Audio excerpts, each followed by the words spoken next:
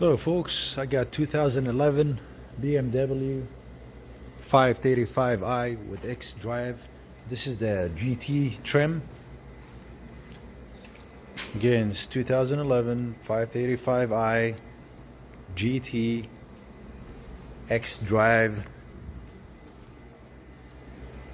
That's a nice BMW actually, it looks really nice. Today I'm going to show you how you replace the tensioner, the pulley tensioner. And one thing you guys are probably going to notice here that I did remove the oil cooler, and I did not remove the oil cooler because I wanted to replace the tensioner. No, I'm actually working on another problem with the oil cooler, the gasket here, and that's another video that you can see at the bottom here linked. On how to replace this gasket for the oil cooler. But since I had it removed, I figured I would do the tensioner that needs replacement because it was wiggly and it was jumpy, and that caused the belt actually to break.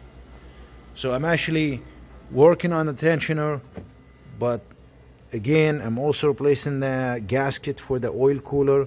I just figured I would do the tensioner while this is out. It gives me more space. Okay? So let's get started on replacing that tensioner. Right, to remove this tensioner, you need Torx 60. You need to insert this into that little spot here at the bottom of that, right there.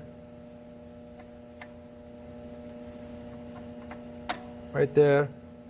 And what we need to do, we need to loosen up that belt. We need to remove that belt from that tensioner pulley first to be able to remove it.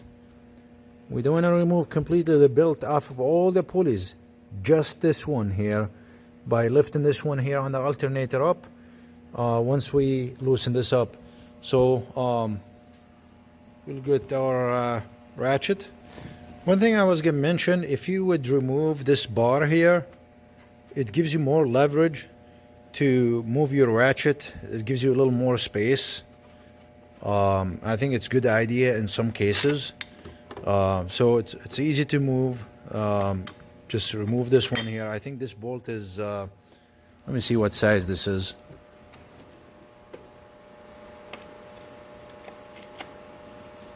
This is size 16. So just remove this size 16 from here. Get this out of the way. It gives you a little more space to put your long ratchet here, or, you know, whatever you want to do, or however you want to do it. See what I mean here? I got it set. If this bar was still in, I probably wouldn't be able to go this far. Okay, so I got my ratchet in, and you need to go that way to removing up the. See how the tensioner is moving? So I'm gonna go ahead and use my other hand. I'm actually recording and doing this at the same time, but I'm gonna go ahead and remove this belt, and we'll get to the tensioner. Okay, so we need to move this that way. So you see how if this was on the way, we probably wouldn't be able to go as far as we can, but moving this out of the way actually give you a little more leverage and a little more space. And basically you just need to go this way to loosen up the tensioner, as you can see, and then remove it from the alternator here. Just want to warn you guys, it's really tight in here. You don't have a lot of room. You gotta be patient, and eventually you'll get it. It's just not much room here. So now we did loosen up this belt. As you can see, this belt goes on the top of the alternator, and you can just keep it just like that hanging. Now you need to loosen up this bolt. You need to take this off by using E12 star or 3/8. This is 3/8, and that's what it looks like. Or you can use something like this here. Let's see. Yeah, right there, and that's size E12, and that's what it looks like. Basically, you just need to take this off. Okay, guys, so what I'm gonna do, like I said, I got this size E12, and we're gonna just remove this nut in the middle here. One second here. Yeah, there you go.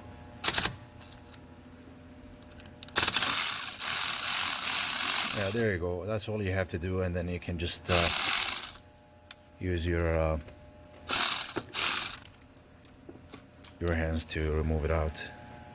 Got it out. A little comparison between the old one and the new one.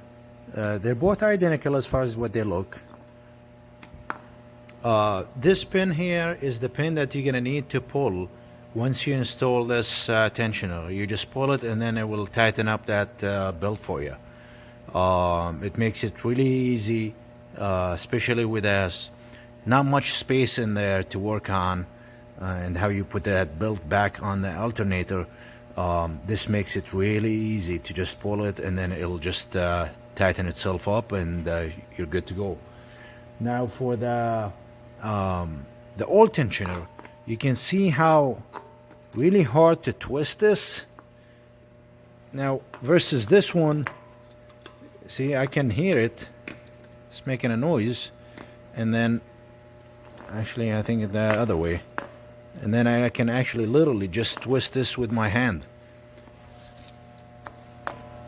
See? And it shouldn't be this way. It's very loose. I can't do this with a new one. So to put this back, I'm not going to show you the details, but it's pretty much just a reverse order. This is the screw that was holding the pulley. It's long, and that's what it looks like.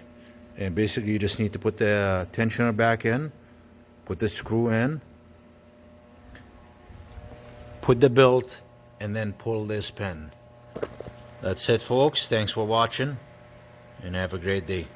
So we got the tensioner in, and that's how it needs to go. And basically what you need to do, you need to make sure that you got your belt on the alternator before you pull this pin. But that's how there's a little path for this the bracket for the tensioner to go in. Make sure that's the shape it goes in, and then all you have to do, just pull this tensioner, not that the tensioner, pull this pin, and that will tighten itself up. But you need to make sure that you got the belt on the alternator and hooked up and ready to go before you pull that pin.